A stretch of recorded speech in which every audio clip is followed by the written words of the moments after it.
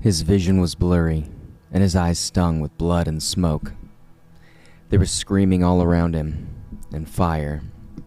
As his vision came into focus, Keen could see that he had a curved sword in one hand, blood dripping down his arm. He saw a boy next to him on the ground, hysterically crying, "Get up! Get up now! We have to move now!" He picked up the other young youth by the neck of his uniform.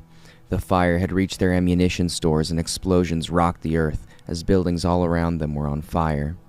They had come in the night while all were sleeping. Keen had spent all night and morning fighting and watching his brothers die bloody and butchered all around him. His sanity was wearing by a thread, but he had one more little brother right beside that still needed him. He shoved a sword back in the boy's hands. They ran as fast as they could towards the fire. "Don't stop fighting! We have to gather the others and reach the main hall!"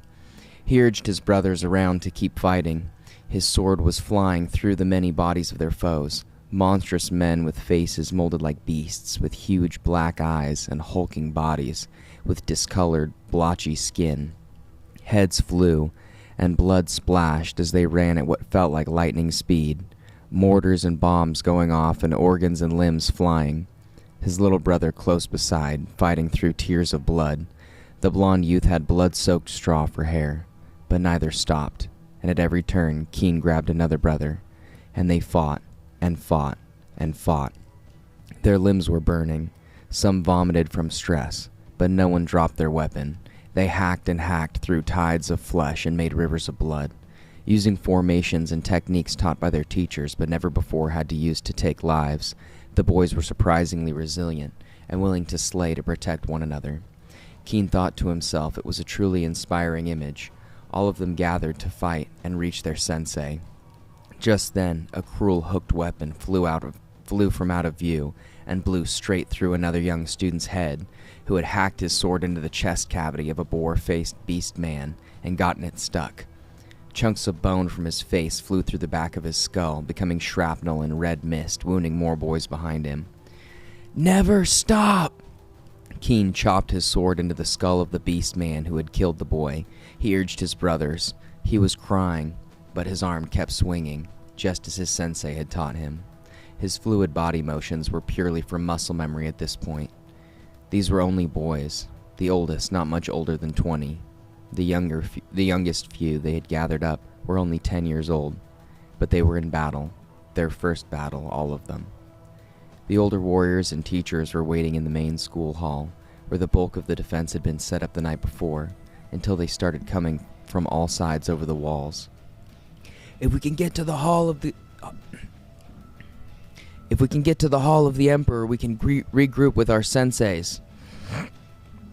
The boys created an arrowhead formation with the youngest ones in the back, surrounded on all sides by the rest of the boys.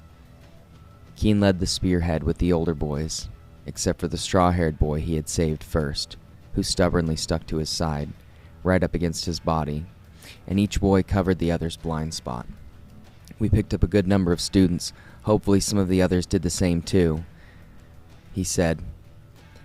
Smoke was thick in the area before them, as they could see the main hall, but it was on fire and smoking heavily.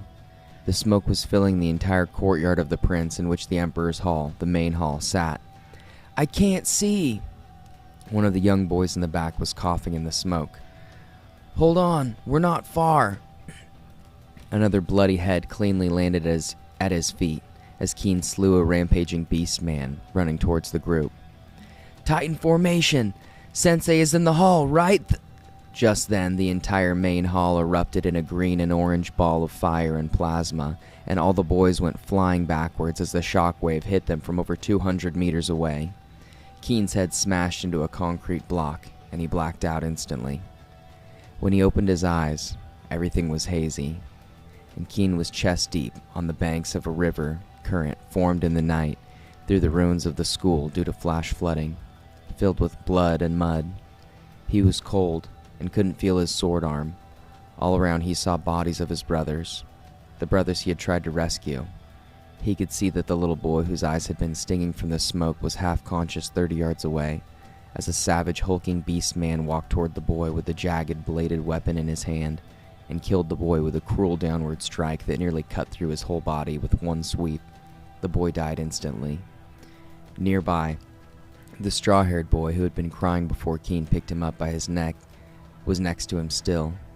A chunk of wood and stone had ripped through his throat and neck. The boy must have been dead before he had hit the ground. Keen saw the other students too, older and younger. They were being killed all around him, and there was nothing he could do about it. His sensei was dead, all of his teachers and instructors, and no one could stop these monsters. Just then, he saw one take a black helmet off, slick with dark blood, and he had the face of a man. A regular human, with bright green eyes and long blonde hair. He made eye contact with Keen, and his green eyes turned a shade of pink, like blood was filling up his very irises. He began to close the distance to Keen, with an air of grace and intent. Keen, grabbing the sandy gravel of the bloody mud he was stuck in, pushed himself free into the brown muddy current of blood, and held his breath, and closed his sandy blood-filled eyes, and pretended to be a body floating down the current made from the heavy rain of the night before, combined with the blood of so many fallen foes and innocent students and elder warriors alike. Years later. Hollow shell. "I don't know what to do anymore," Keen whispered to himself along the endless stone staircase, bordering black darkness in all directions. He had been traveling along the staircase for what felt like days or weeks, making camp in crevasses away from the ledge. Vast pillars broke the darkness around him with faint, dim, ethereal light of various hues of the night sky's gentle, otherworldly colors. You've never known what to do. He could feel the presence of his master's voice deep within him. He looked up the endless staircase into the dark and kept walking. Keen wore a long, dark traveler's cloak, shrouding dark, lightweight armor with multiple interlocking plates, and matching trousers tucked into long boots to keep the sand and dust of the wasteland out, a black, wide-brimmed hat, and his ceremonial sword, embedded with runes, and made by the ancients. Keen had discovered the blade in a ruin not unlike the one he was in now. He carried it on his back, as well as a standard curved blade sword on his belt, in the way of Mosset warrior custom. Beside that he carried supplies, light camping gear, and a small lantern hanging from his pack. Not much weight, but the journey had been nearly endless. Weeks of travel, alone, through ancient forgotten subterranean ruins, now buried beneath the piled rock and earth of millennia. Keep going. The voice urged him on. He knew better than to argue. He continued up the ancient stone steps. Eventually, after more hours of climbing, Keen came upon a larger, chambered room. There seemed to have been banners hanging from the walls at some point, though they had all but rotted away. Only faint colored wisps remained. Once dyed vibrantly with the crests and coats of arms of long-dead and forgotten noble houses and dynasty bloodlines. Keen continued for some time, until he began to sense a faint smell. The smell of decay and brimstone.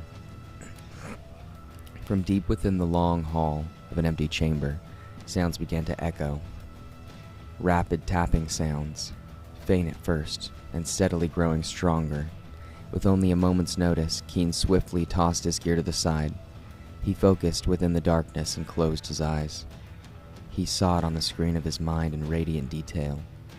A ragged, hollow shell, possessed by dark forces, sprinting at breakneck speed. Through his inner vision, he could see corruption emanating from it like swarms of flies, and the air bent around it from its sheer velocity. Gorgons, he said to himself in the cold darkness, a frosted breath reaching out from underneath the black, wide-brimmed hat. Keen attuned himself to the ether within the chamber, and awakened the darkness around the intruder, bringing sheets of it crashing down around the rushing interloper with explosive force. Pillars and rubble crashed as dust and debris seemingly buried the undead shade.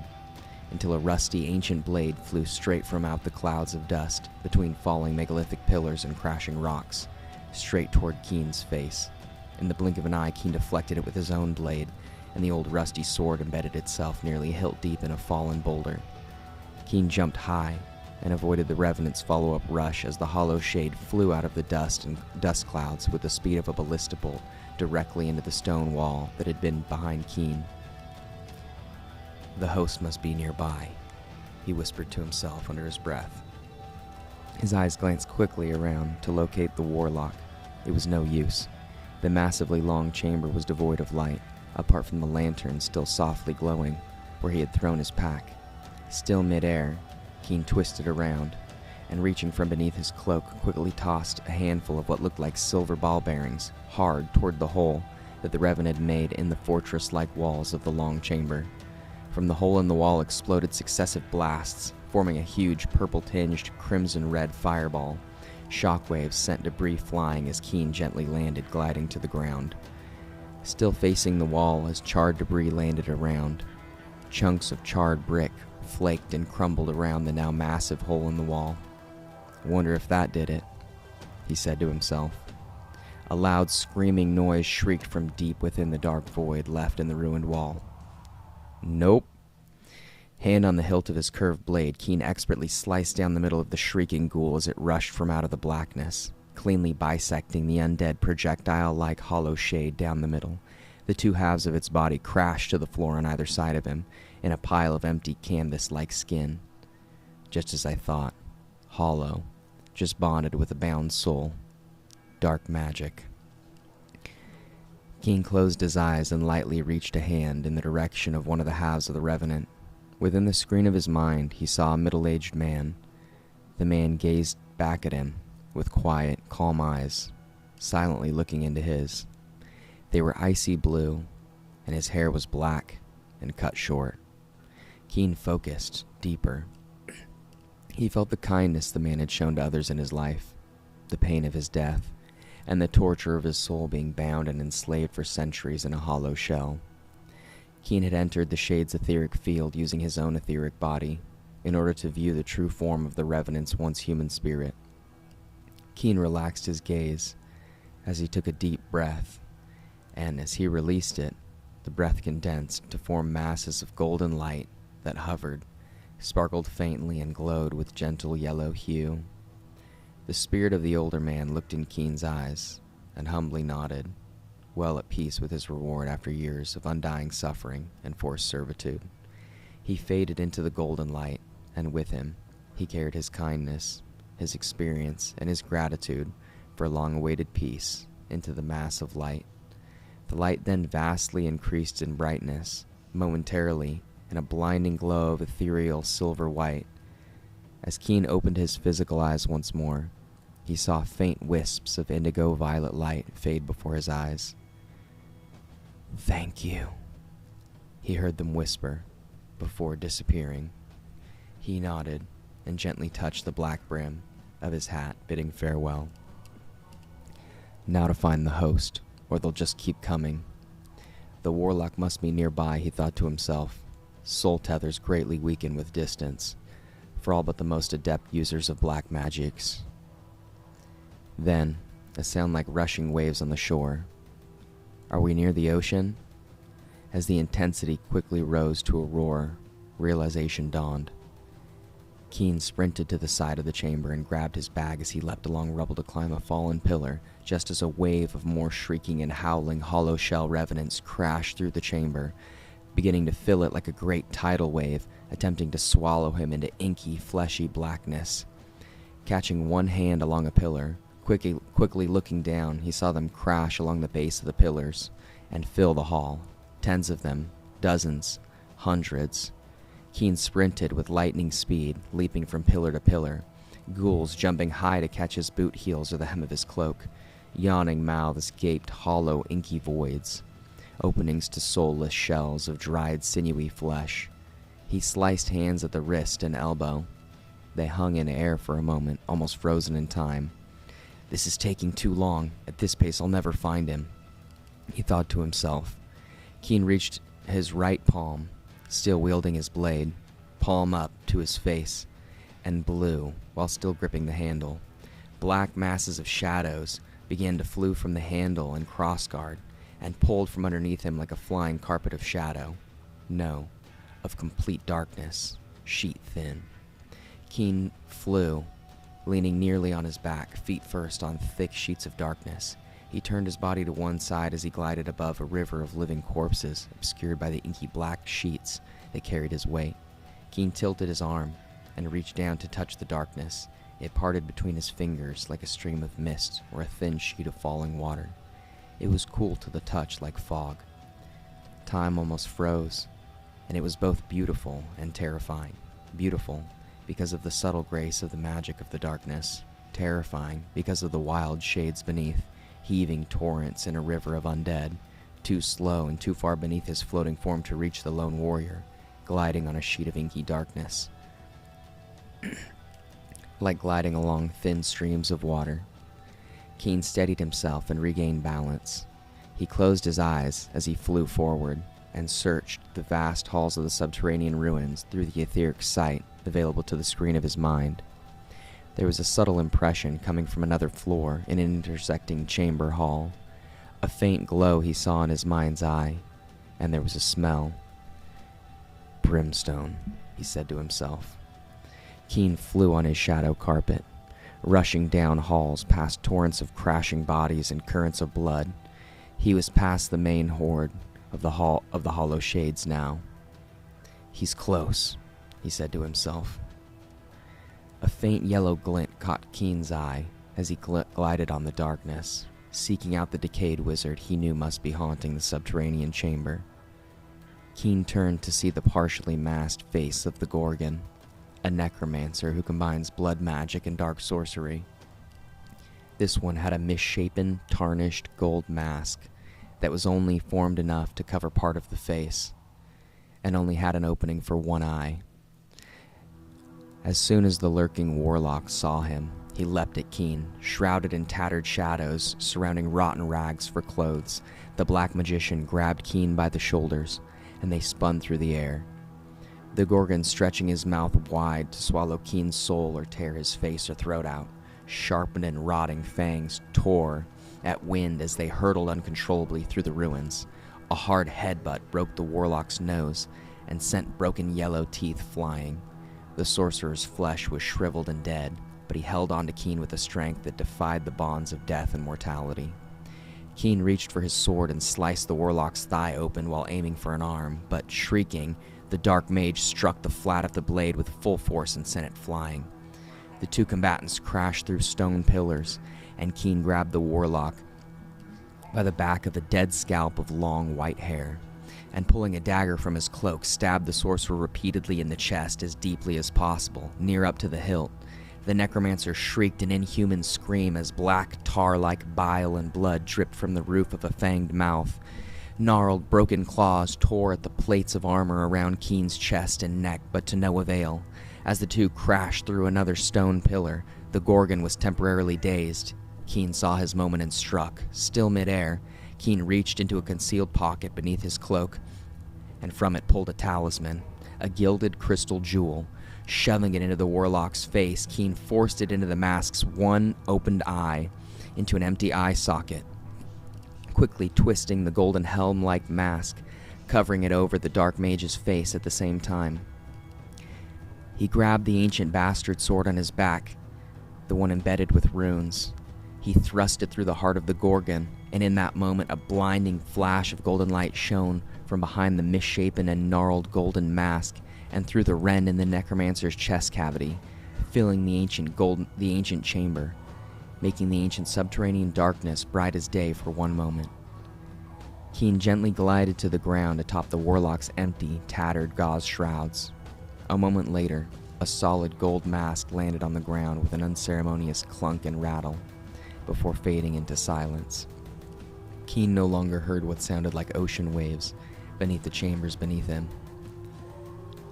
The revenants could no longer be animated by the dead wizard, having faced true death.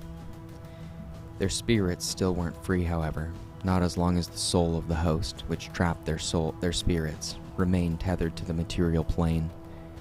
To sever that connection, he would have to face the spirit of the warlock one final time, severing his astral form from the material by entering the warlock's etheric body. Keen wanted to be sure the necromancer could not return, so he drew glyphs around the body and mask of the Gorgon before preparing himself to sever the phantasm's final tie to the living world.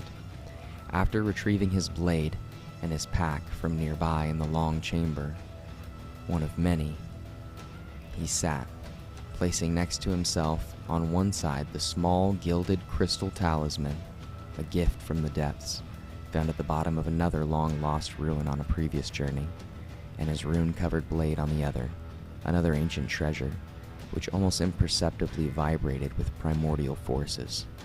It was an ancient thing, unlike any made in this age, and it was entirely a mystery to Keen.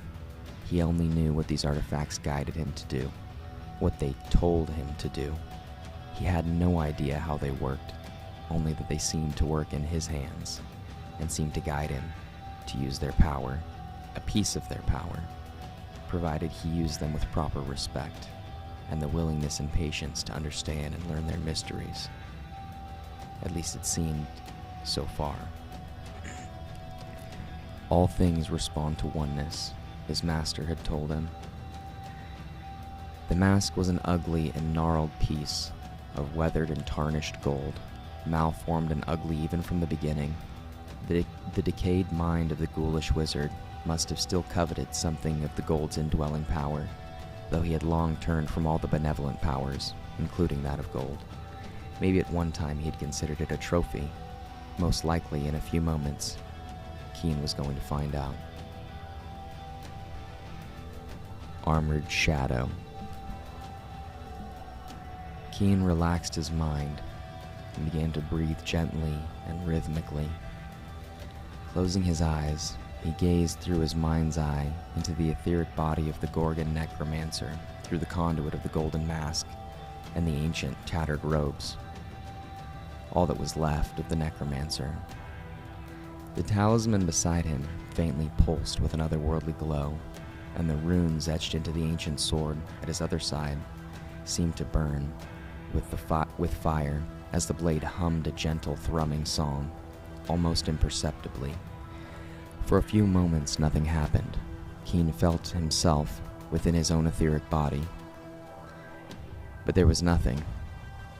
No, there was only darkness.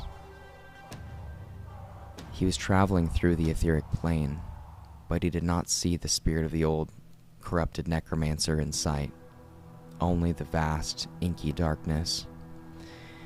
There was a heavy air of the etheric space, heavy like sorrow, like brick and mortar, like blood and tears and dark things, things decayed and long left to die, and undying. An evil presence surrounded him, he saw now. There was sweat running down his neck, and a chill froze him in place. His guts twisted and froze. "You will always be alone." He turned. Nothing. Only darkness. "Fool, do you not think I cannot see into your heart as well?" The air was becoming thin, and Keen's head began swimming. "Even if you survive here, you will always be alone, and the darkness will be waiting." There was nothing but blackness, and Keen found himself unable to catch his breath. It was as if something was sucking the very breath from his lungs. Keen stumbled forward in the darkness in his etheric body. Blinded vision began to blur as Keen spotted a faint light in the distance. "You will never be worthy. You are nothing." The warlock continued to berate Keen through the surrounding ethers. "Help me, help me," the voice mocked. "My mother is gone. Where is she?" The Gorgon could see into Keen's inner space, just as Keen was seeing into the creature's own black heart. Keen advanced hazily towards the light. "Stay away from there!" The voice roared in a monstrously distorted mix of screeches and guttural growls. It sounded like a cornered rabid animal, frothing at the mouth. Keen felt terror shudder down his spine, but forced himself to put one spectral foot in front of the other, He smelled something new now in the dark. Amidst the darkness and the stench of corruption and decay, there was something else, just out of reach, wafting unsteadily, here one moment and gone again. Keen heard children laughing in the distance, and the distant echoes. He began running blind in the dark, his vision blurred, began to focus on the distant dim lights.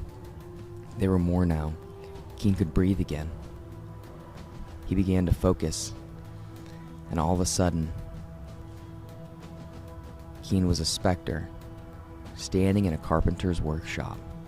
Daylight flooded in through open windows, and the air smelled of cinnamon and pine, the wood shavings inside and bare timbers of the shop, and someone was making a dessert in a nearby building as birds chirped, and small snowflakes fell past the windows, some just inside, small and lightly kissed by the warm winter forest sun. There was a small boy with long blonde hair that fell past either side of round red cheeks, covering one eye. "Do you want to see what I made?" the boy asked Keen. Startled, the boy could see him, and confused how he came to be there. Keen stepped 2 steps slowly forward. The boy was beaming, totally proud of what he had done. "What do you have there?" Keen knelt down to see a little wooden knight in the boy's hands, painted red and black, holding a sword and shield with one swinging arm. The boy clearly carved and painted it himself with love and care. There was blue lacquer on the shield, and the knight had a small helmet with a visor that lifted up and closed on a small wooden hinge. The job was done exquisitely, and Keen was surprised such a small boy could do such intricate craft work. The boy was no more than 5 years old. "Who taught you how to do this?" Keen had no idea what was happening. He didn't feel any dark presence, hatred, fear, or anger. Just simple peace and joy of a small boy working with his father in their workshop in winter, while mother baked sweets and prepared warm winter drinks. The boy took Keen by the hand, toy soldier hanging in the other, and waddled into another room, slightly larger than the last, filled with woodworking tools. There was a short, stocky, older man with graying, dark ginger hair and a light scar across the side of his face, near the right eye and temple. He had a carpenter's pencil in one hand and was busy marking spots on a piece of lumber he was working as he leaned over the table. The man glanced at the boy and smiled a soft, gentle smile. He did not see Keen. "No!" A raw, hungry scream shattered the peace of that moment, as it faded like mist into darkness again. Before Keen realized it, a black, inky mass had him on the ground on his back, crushing him beneath its weight. Red lights shone out of 2 empty sockets as a fanged skull snapped at Keen's throat, as its all but skeletal hands tore at the robes covering his armor chest plates. Shrieking, the spirit smashed Keen's head into the ground, each time momentarily slamming him into the physical earth for a split moment. Keen tried to focus his energy, but he wasn't strong enough to fight back and was losing consciousness. Just then, a glowing, spectral arm wrapped itself around the neck of the revenant spirit and pulled it off of Keen as if it was just the size of a normal man. Keen struggled to catch his breath, and as his eyes came into focus, he saw hundreds of people, men, women, children. The spirits bound by this necromancer to the hollow shells were fighting back against it to save him. "Fight! Fight! Fight!" A middle-aged man with short black hair, holding an ancient sword, shouted to Keen in slow motion as he regained his etheric consciousness. Keen got to his feet and found himself holding his talisman in one hand and a rune-laden sword in the other. He ran to fight with the spirits, once ghouls, for their freedom. Hundreds of souls, glowing blue spirits, began shining with silver flashes as they landed strike after strike and blow after blow, the dark creature howling black blood and whipping tendrils in a panicked frenzy. Keen ran alongside the ancient warrior, and both raised their weapons high and struck the skull across the face. It shattered and split across as golden light rippled across the ethers. The physical earth began to shake, and the ghoul let out a moaning cry that could only be described as inhuman. It sounded as if it was in unimaginable pain, and began, as its face burst into yellow flames, to cry out, "You will be nothing! Nothing! Your brothers died in vain! You will be nothing!" The beast howled and swayed back and forth, crying black tar tears from a smashed skull. A flaming mass of rags and tar slammed into his physical body, and all the spirit and darkness of the etheric plane. And all the spirits in the darkness of the etheric plane disappeared, as Keen found himself holding back a flaming mass of howling shadow. The fire was spreading to his robes, and the tar was melting to his armor. He was back in his physical body now. Soon, he would be either boiled or burned to death. He covered his hands in shadows to protect them, and tried to push back the burning funeral pyre. In a final bid for survival, Keen closed his eyes and visualized his own darkness, his own evil, his own shadow from within. A heartbeat pulsed through his whole body, and darkness filled the whites of his eyes, rushing like open floodgates. The darkness spread up across his teeth and out from his mouth. Scales of darkness formed on his hands and around his body like a protective layer of armored shadow. "I am nothing. I am nothing. Gorgon, you are nothing. No, no, no!" The flaming, broken-faced skull cried molten tears of pitch. Keen continued, "You are a filthy parasite, feeding off the souls of the living, the young, the innocent." Keen's voice was now the monstrous one, warped by dark magic. Red glowed in the black shadows across his chest. A red of hatred, the red of murder.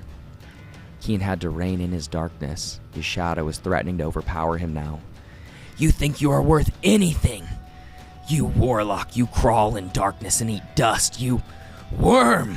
Keen smashed the undead warlock into the ground of the chamber with a gauntlet claw of steel-hard shadows, forming a crater and sending rubble flying into the air. Throwing all his weight on the burning shade, he cried out, "Now!" As he closed his eyes once again to see into the etheric realm, he saw the hundreds of the necromancer's victims swallowing the body of the villain in a storm of righteous hatred and indignation at the blasphemy of tormenting so many souls. The Gorgon was still trapped within the ritual circle. Now was his chance. Keen grabbed the ancient sword from the ground once more, its runes ablaze with heat and the colors of blazing fire. Plunging the sword into the hissing, burning, fiery tar pit of the warlock's melted robes and chest, a burst of golden light appeared. The sorcerer continued to screech. He was now incoherently screaming inhuman words, but refused to die once and for all. The ghosts held down the melting revenant as molten pitch ate away at the rubble of the floor, smoking and hissing steam. Keen took a breath to calm himself and still the control of the shadow over his mind and heart. And then, an idea. Keen turned from the scene in front of him within the ethers, turned to see the spirit of the little boy and his father watching the entire event. Keen leaned down to the little boy, at first scared of his own monstrous visage. He hid behind the leg of his father. As Keen knelt, he revealed his face behind a twisted mask of hooded shadow. As it melted and faded away, the boy saw his kind expression. "Don't be afraid," Keen told the boy. "You're the only one who can help him now." The boy looked over at the many spirits trying to hold down the tentacled mass of burning shadow and yellow flames. Within, a broken skull, crying black tears and wailing.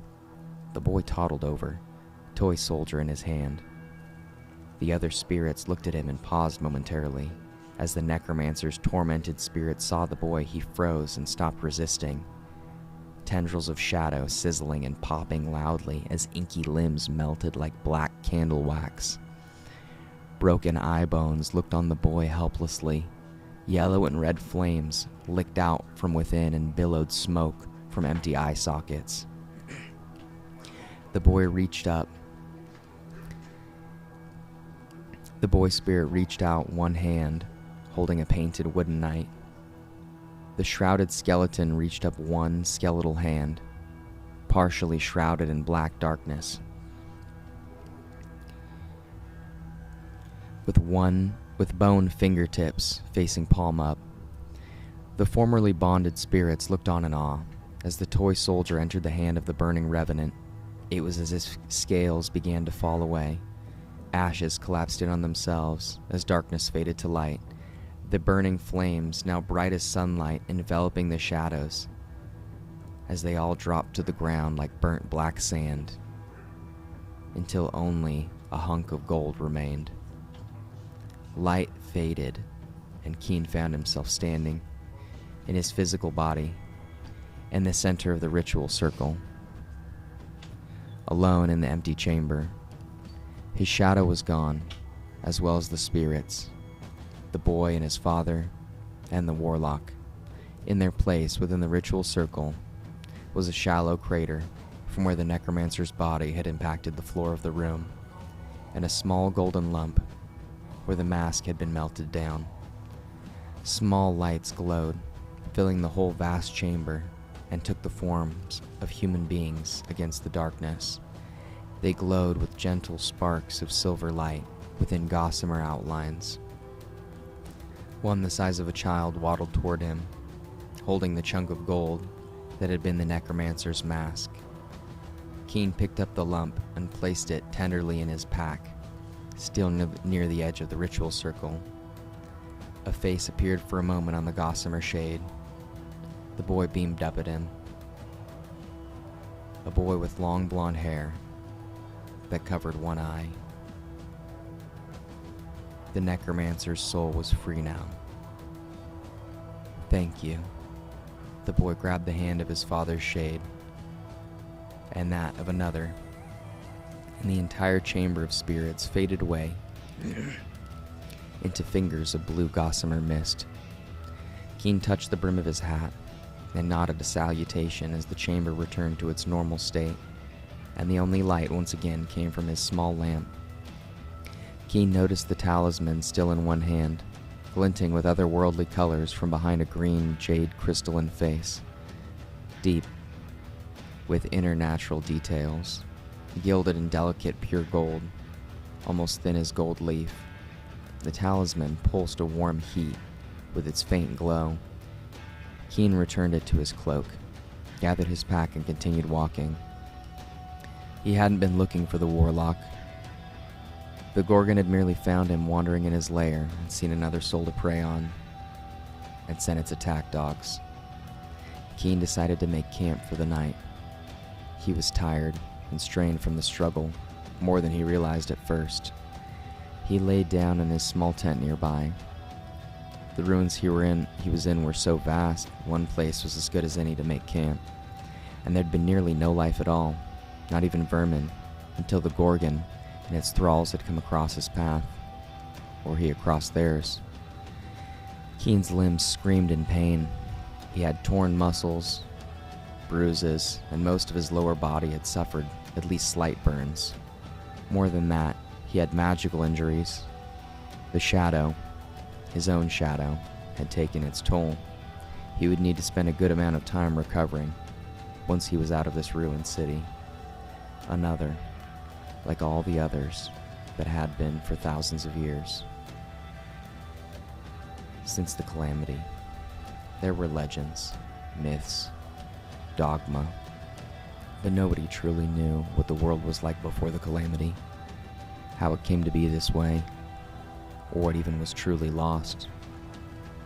After applying oils to his sore muscles and burns, Keen applied a magical poultice to his chest and eyes, where the shadows had caused damage to his skin and the cells around them. Keen found himself falling into a deep slumber. When he awoke, He gathered his things in his pack and left off further down the dark chambered halls. Beast Warrior's Stripes. Another chamber, another day. Dust rose in the air as Keen's boots scraped the ancient stone floors. In front of him was a vast, darkened chamber. "I really don't want to be here anymore," he said, voice echoing off the empty walls. This one was taller than the others, with 8 equilateral walls and a large stone seat at the far corner, which was the central focus of the room. It was more like a throne. Keen spent his whole life searching for things long left lost and abandoned, and it was often easy to be tempted to sadness for all the broken, lost things. Almost every day he felt like one of those things, one of these places. Unknown, anonymous, and solitary. In a way, a solitary life of travel was perfect for him. He didn't get along well with others, or at least they didn't with him enough of the time. Being alone can be peaceful, but it can also be tormenting. Not one to easily complain, Keen was used to gritting his teeth and bearing up under the weight of responsibility. Why should one day be different from another? Then, a sound. The sound of something stirring, coming from the throne. A huge form shifted and sat up, walking towards Keen and kicking small bits of dust and rocks across the bottom of the dusty stone chamber, which now appeared to be some kind of archaic meeting room, long forgotten and abandoned. Out from shadows, into a beam of light peeking through a crack in the ceiling, one large paw and then another along the floor. Standing in front of him was a shape as large as an oryx. Standing on 2 legs and wearing a bottom cloth of robed trousers was a bear tiger, so called for their size and strength.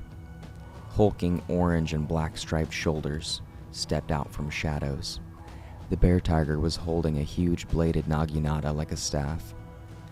"You have entered my chamber. You will die now." The tiger's tone brooked no argument. Keen's eyes adjusted. There were skeletons piled along the walls beneath the dust and cobwebs. The tiger's breath was misting hot in the cold chamber. Keen dropped his pack, threw it to the side once more, and slowly drew his curved sword. The 2 warriors circled one another. Contrasting light and shadows, they moved in and out of the beam of light. One covered in stripes, and the other shrouded in wide-brimmed hat and dark torn robes, covering plate armor. Dark and scratched. Keen saw with his etheric eye that this beast warrior had the will to kill him in his heart, but also carried a cool bravery as well. The tiger swayed back and forth. Keen saw a raw and wild type of grace in the bear tiger's stalking movements. Breath became completely still. Time momentarily froze as motes of dust flew swimming in a beam of light that momentarily hit the eye of the tiger warrior as they circled one another. The 2 made their move just then, Tiger slashing upward with the blade of his naginata, but deflected by a strike from Keen's own before he slid beneath the swing of the beast warrior to attack his exposed back. But his attack was also deflected as the pole of the tiger's spear intercepted the slash from behind, pushing Keen back as he flipped out of the way, and threw 2 light shuriken at the tiger bear before they repelled back at him, with the flat of his blade embedding themselves in the wall behind him, pulsing with radiant energy. This bear tiger was quick on his feet and graceful as a cat, despite being as big as an ox. Keen was running out of options. The bear tiger threw his weight down into a massive overhead swing to cut Keen down the middle. He caught the blade square on with a round shield of inky, thick shadows before throwing the strike off with a concentrated effort. "Magic and heresy," the bear tiger snarled. "Coward!" He struck a backhanded blow across Keen's shield and sent him flying into a dusty stone wall. Keen was dazed and opened his eyes to see the web-covered empty sockets of a skeleton, and quickly regained his balance before the naginata blade crashed through the bones of the skeletons with enormous strength like falling rubble. Keen jumped up and around the striped shoulders of the hulking warrior beast while his arms were still low to the ground. He shrouded the tiger's face with the shadows, blinding the bear tiger from behind, his shield now a sheet of darkness suffocating his enemy. The beast threw him a second time before he could finish the job, but catching himself, Keen used the momentum of the throw to run up the wall, and spinning, nearly landed an aerial blow to the beast's head before it was deflected at the last moment. You are not so weak as you look, human. Still, time to die. Smashing into Keen's side midair, the backside of the pole sent him into another wall, swatting him like a fly. Shoulders of his armor leaving a crater in the thick stone walls this time. "This isn't good," he thought to himself. He called once more in his inner shadow, and rose ready to fight the tiger beast man. He was surrounded in thick shadows, greatly increasing his size, covering him in heavy black-shadowed hard-shell armor, and giving his face a ghastly, twisted appearance of glowing red light from the eyes, and the same from a cracked, glowing mouth in a shadowed, hooded helm. Inky, sharp plates surrounded him and covered his arms in heavy, steel-like shells, forming claws around fingertips and lengthening limbs. So, you showed me your true face, heretic. The beast was wiser than he appeared. In many ways, this was Keen's true face. A mask of fear and darkness, maybe, but one's shadow can only be those suppressed parts, dark and forbidden, unlovable and unacceptable. Keen accepted his darkness, so that he may use it to fight and survive in the dark, desolate places of the wilderness and ruins. The bear tiger threw his naginata down. It landed with a crash and a dull, loud clunk. Keen stepped forward. He said to him, "I face you as a man, beast. Call me what you may." The bear tiger looked amused. Thoron will be pleased with your death. He intended on offering Keen to his god as a sacrifice. "If it is my time to die today, I will meet your kami, tiger." Keen was all too aware of the power of the gods had over his fate and everyone's. The bear tiger smirked. And if I die, I will meet yours. You are brave in your heresy, human. But are you as strong in it? Let us see. Keen stepped from shadows, shrouded as a dark space where light did not touch, with glowing red eyes and a ghastly mouth. Bloodshot dots glowed in the solid shadow, leaving trails of red light in the gloom as Keen moved around. "Will you really not relent? Is there no other way, bear tiger?" He attempted to reason with the man-beast, not wanting to have to use the power of the shadow if it could be avoided. The bear tiger bowed his head slightly in the beam of light, the side of its head revealing gray and white hairs streaking through orange and black stripes. "I am long past my prime, heretic. It is my destiny to find one who is worthy to give me an honorable death, and as you can see," he gestured to the skeletons covering every wall of the ancient chamber, "I have been waiting a long time." The skeletons were wearing armor mail and plate, with spears, swords, and shields. The bear tiger warrior was older than he looked. In his day, he must have been a great chieftain. "All my pack are dead, and my clan is no longer my own. I am from a generation of warriors, and my war is long over. My compatriots and brothers long dead. If you cannot end my life, I will take it myself once I defeat you." He continued, "I must die by blade in battle to prove my bravery if I am to reach my lord Thoron in his jungle court, and my heart yearns for the wilds of the spirit lands, to return home to my clan and ancestors. But either way, I will be gone on this day." He looked deeply into Keen's eyes, past the shadows. "Can you do this, human?" His tone was sincere. "Are you capable?" Keen chuckled. "Human," the tiger had called him, "not heretic." Keen flexed clawed fingers, preparing his stance slowly and calmly. "My friend," he dropped his mask for a brief moment in genuine recognition of the noble old bear tiger and his desire to reach his god.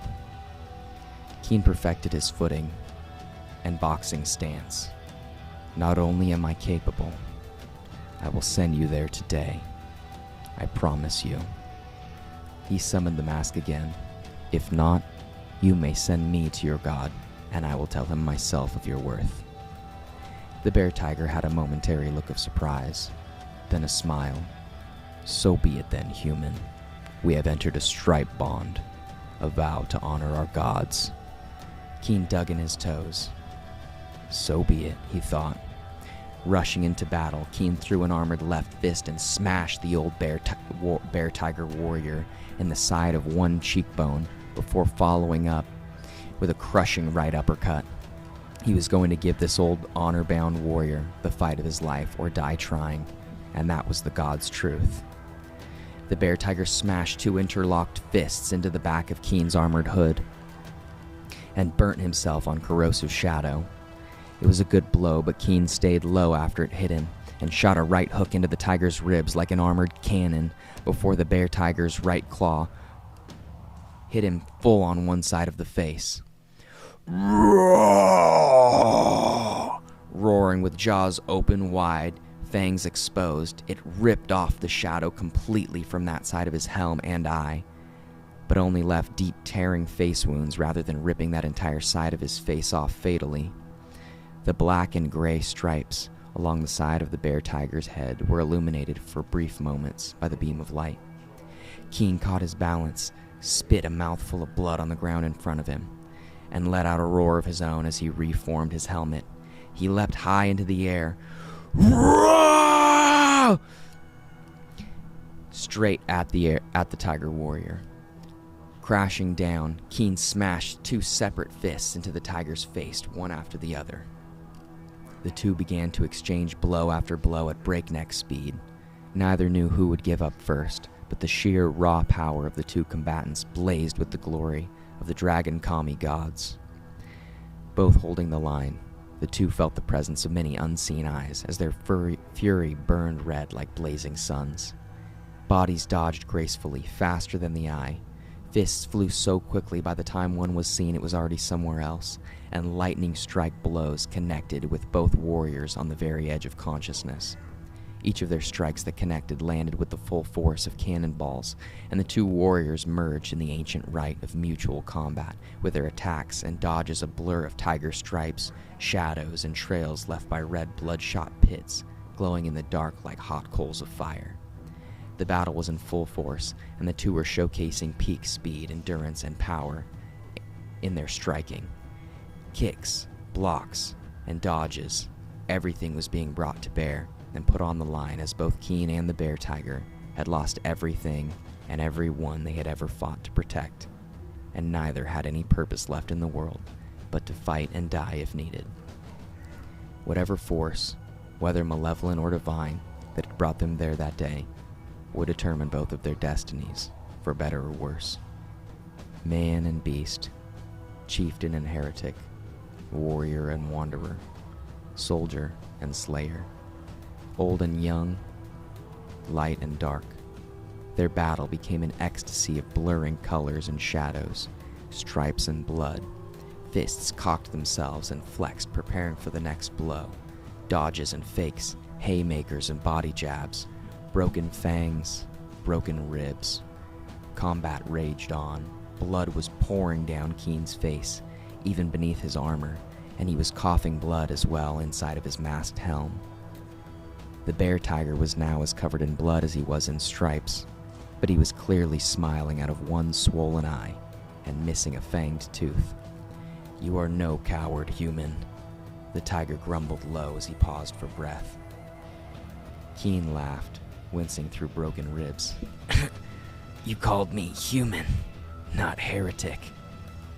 The tiger picked up the pole naginata once more. Whether you are damned, blessed, or cursed, I know not. But you are a man. That I know now for certain. He took his final stance, naginata pointed at Keen. They ran toward one another, weapons clashing. Blades stabbed through the middle of the room, slicing through air again and again, and deflecting one another's strikes, both seeking for a clear opening for a killing blow. The bear tiger's upper body was bleeding, and his once colored robed leggings were now dripping red with blood.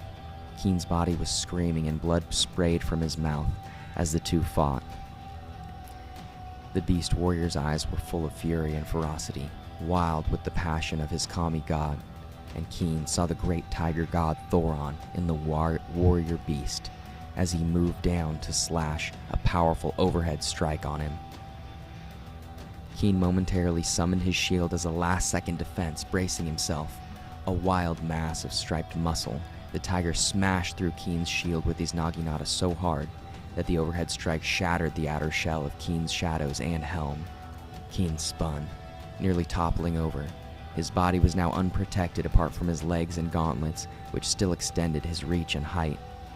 But the plates beneath his robes wouldn't protect his body from being crippled beneath the weight of the bear tiger's crushing strength.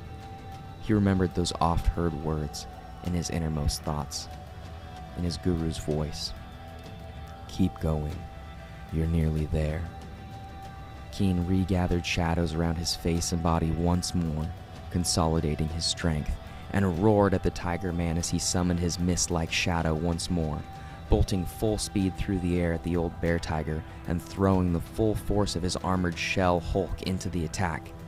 Dissipating the flying shadow, Keen dashed and deflected the tiger's pole blade weapon, and quickly slashed blow after rapid blow through its torso and midsection, landing and cutting deeply through the bear tiger's veins and arteries.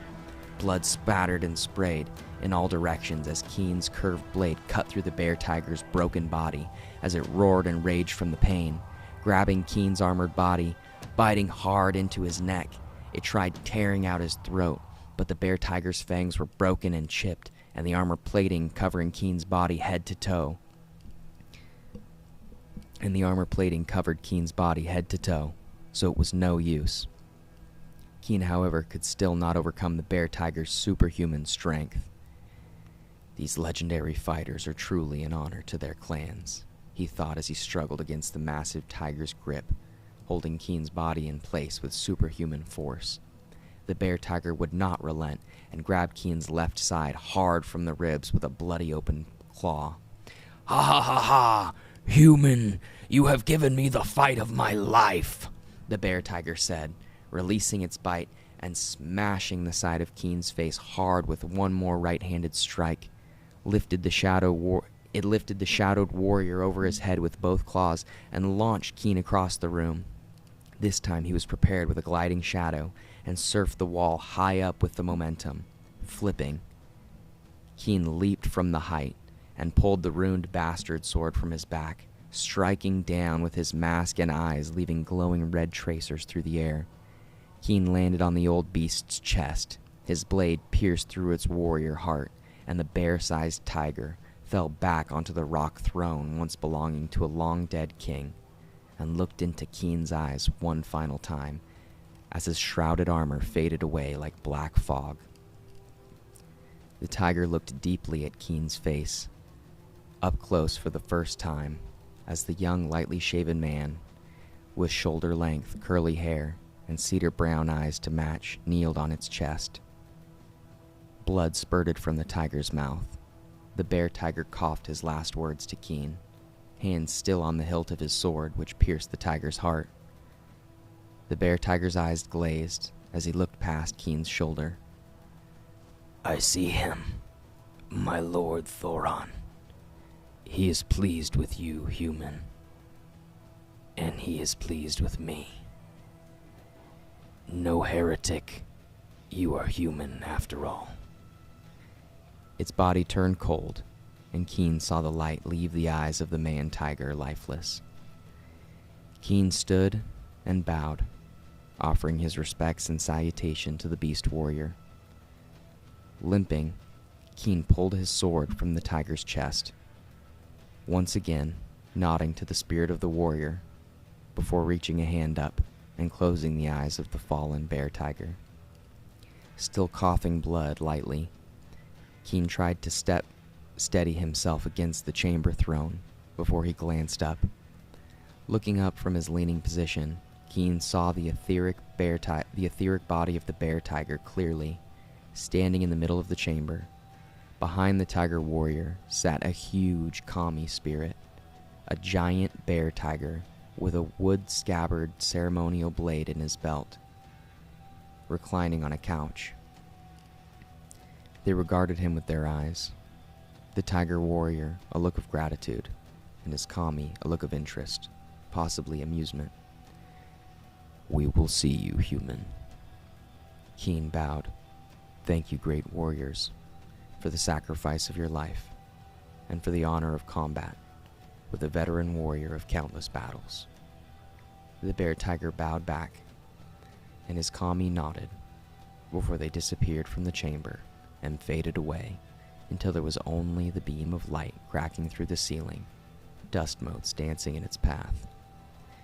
The area where they had battled formed markings on the ground from the spatters of blood along the floor, blood mixed with shadows and light, and the bear tiger's body on the throne looked like a dark-colored mark in the beam.